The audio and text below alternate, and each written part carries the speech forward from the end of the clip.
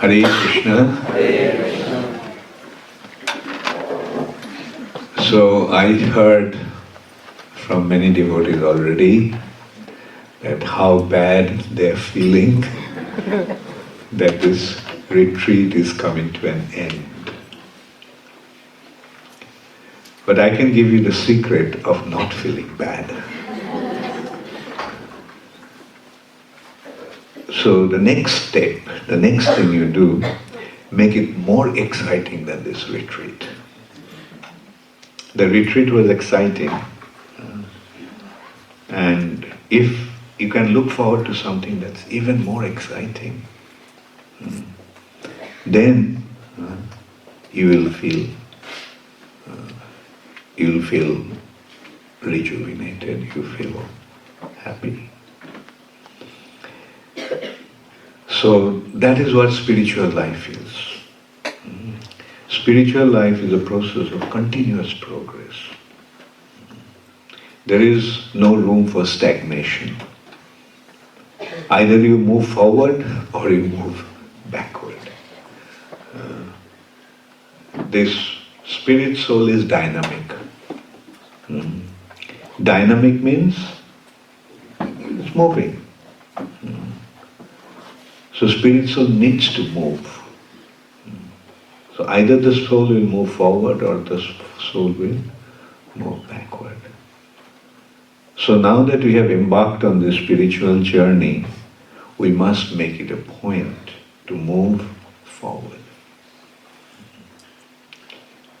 And we have a wonderful vehicle to move forward.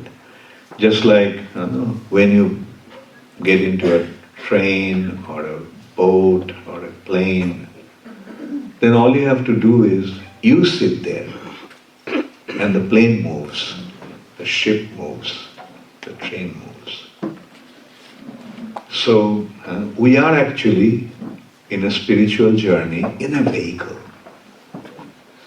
What is that vehicle? ISKCON. So we simply have to be properly situated in this vehicle. And the vehicle will make us move forward and eventually reach our destination. Like when you board, say for example, while coming here, all you have to do is just get into the Ryanair flight. Irrespective of how difficult it was to get into the flight. But once you got in, did you have any anxiety? You knew that the flight will take you to your next destination, Zada. So similarly, ISKCON is a vehicle, and we are in that vehicle, and it's going to take us to the desired destination. Our desired destination is the spiritual sky. And in that respect, do you remember one painting in the 12th canto? It shows a boat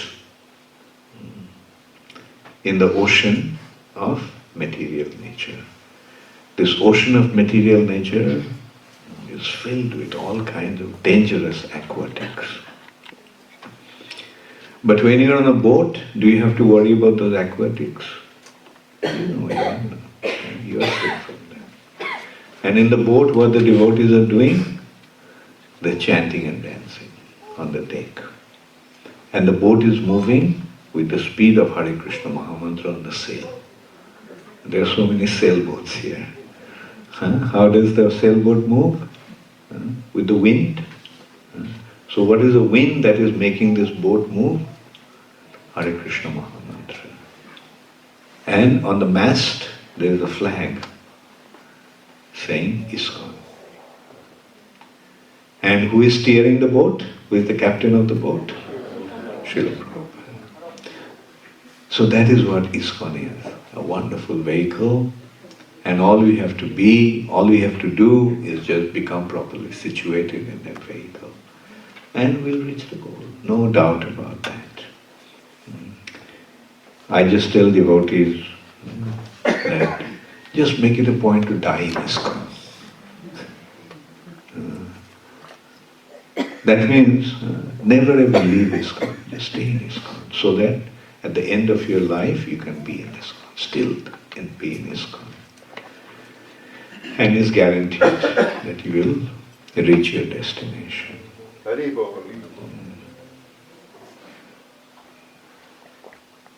Actually, yesterday I was talking to one devotee. She was telling me that she had some doubt whether one devotee went back to Godhead or went to further destination in spiritual.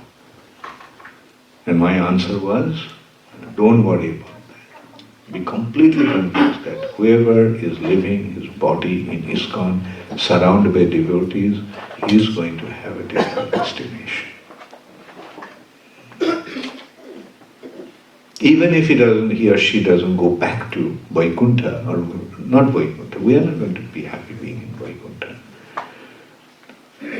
Because our destination is Golok. Even if we don't go to Golok, but wherever we are, we'll have an opportunity to preach and make spiritual advancement. We are not really worried about going to Golok. Our business is, wherever we are, Mama Janmani Janmanishvare, Bhavatat Bhakti Rahita, that we can become engaged in your devotional service. So when you are engaged in devotional service, is there any difference between Golok or Earth planet? No. So that is the mood of a devotee. Wherever we are, we can be in the association of devotees and preach and practice Krishna consciousness. Then we have met our goal, we have reached our destination. So this is the wonderful arrangement that Srila Prabhupada has created for us, and we simply don't have to worry about anything. Just stay on the boat. And when Srila Prabhupada is steering that boat, where will the boat go to? Can the boat go haywire? Can the boat go off the track? No. And that's what we have to understand, that Srila Prabhupada is still in ISKCON, Srila Prabhupada is still guiding ISKCON. Spiritual master is present in two forms.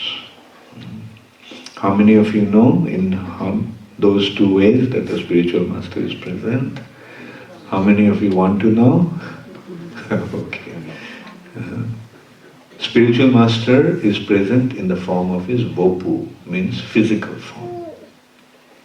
And the spiritual master is present also in his Vani form, in his instructions. The physical form may be temporary. The physical form won't be there forever. But the spiritual master's Vani will always be there. So who is the founder Acharya of ISKCON? Which means Srila Prabhupada is not only the founder of ISKCON, Srila Prabhupada is the Acharya of ISKCON. That is what this title actually signifies.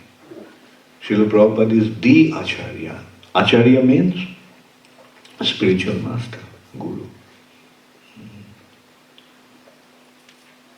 Not that Srila Prabhupada has left, but in ISKCON, Srila Prabhupada is very much present. Although his form has left, is not visible to us, but Prabhupada is still there in his Vani. What is the basis of ISKCON? Books are the basis. What are the books? Srila Prabhupada's Vani. And on the foundation of the books of Srila Prabhupada, ISKCON has been established, and on this basis, ISKCON is moving forward. So, if we become situated properly in ISKCON, as I said, the vehicle will keep moving and it will carry us. So if we just remain properly situated in ISKCON, properly engaged in the activities of ISKCON, newer and newer excitements will be there. We don't have to look for some special excitement in some remote island. Our real excitement is in practicing Krishna consciousness. Our real excitement is preaching Krishna consciousness. Our real excitement is chanting the holy name of the Lord. Chant Hare Krishna and be happy. Are you happy? Yes. Is it difficult to be happy? No. All you have to do is chant Hare Krishna. Meaning we have to realize that our real joy is in chanting the holy name of the Lord. You know what's the joy of chanting the holy name is like? Srila Rupa Goswami, Rupa Goswami is writing in Lalita Madhav, at the very beginning of that drama, that Tunde Tandavini Bitonitai Tundavuli Lamthai. When the holy name dances on the tip of my tongue, I wish to have many, many tongues, as if one tongue is not enough. Because the chanting of the holy name is so wonderful that I want to have many, many tongues. One tongue is not enough. And Karna Kroda Karambini Ghatoyate Karnar Gudebhas Priyam. And when this holy name enters into my ears, I wish to have tens of thousands of ears. Why? Because it's so wonderful, it's so delightful. Chanting of the holy name is like that. The pure chanting will give us so much joy that we will desire to have many, many tongues and many, many ears. Many tongues to chant and many ears to hear that. So when we have something like that, do we have to worry about becoming happy? So that is what we have to do, just get the taste of the chanting of the holy name. And the joy that we derive from that is inconceivable. We cannot even imagine.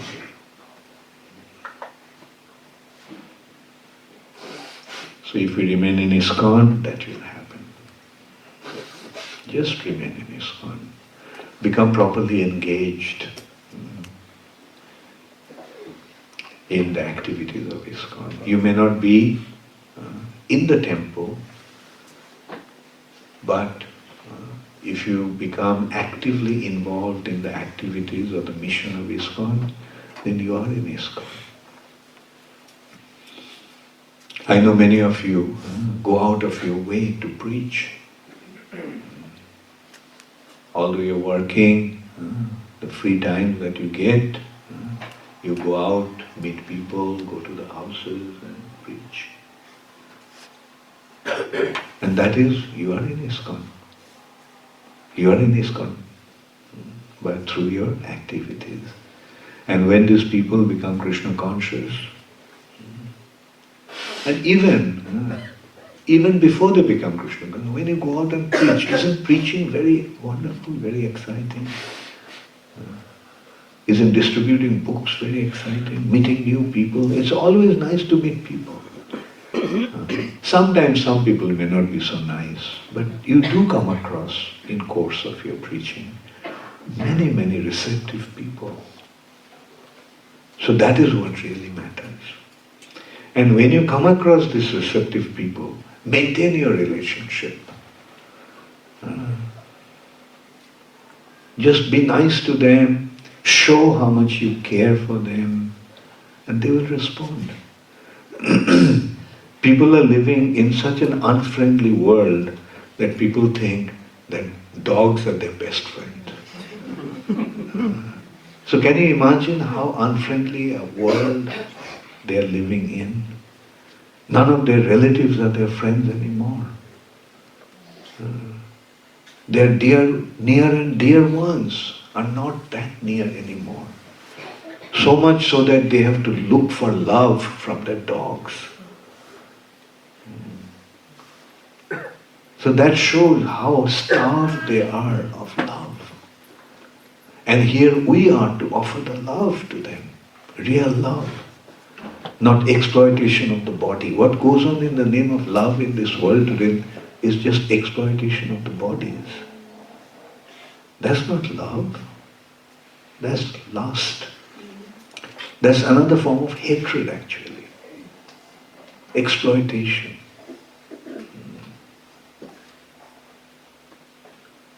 But Krishna consciousness is giving us the taste of real love. And that real love is love of Krishna. Who really loves us? Krishna loves us. That's why he has done so many wonderful arrangements for us. So we simply have to remind them how Krishna loves everybody. And then they'll get the taste, yes, this is the real love. Krishna is taking care of us in so many wonderful ways. So we simply have to become aware of it and make others aware of it. And the result will be there. So, this session is actually meant for giving thanks to everyone. So first of all, I want to express my thanks on behalf of the organizers to all of you who took part in this program. That you took the trouble to take the time and come here and be here. And because you have been here, that's why it became so festive. The whole thing has become so wonderful.